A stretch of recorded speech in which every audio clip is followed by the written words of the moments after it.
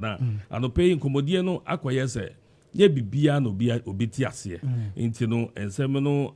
ayempofrumu nti no amanfo kanade na ho ya boda na de na MCE ni ane ne mra bedwani ombeka bom ayi adwuma na de bia problems enka bom ne de ewo ho na womanfo mo na moto abama me moto abama me no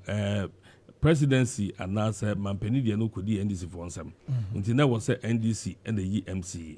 eba ne saa no a me mrase bedwani no madwuma a embra ma me ho kwan a wo hwa ye mra a mrapon no ehye mrase bedwani bia no eye bibia obroni fe no oversight okay na oversight no kire se ne mampani ne na soafo ye no betwe me kon na mahwem na mahunu se ne omo ye adwuma no na bibi chia betimi atene no saa na ye mra nhyehyɛ no etie nti no mrase bedwani bia no n'adwuma ne se sabe wo mu se woni wo MP woni wo MCE woni aban no ebe ka boma ye adwuma ba wo ye adwuma nyina no na wachi wani ehwɛ ne aban no eye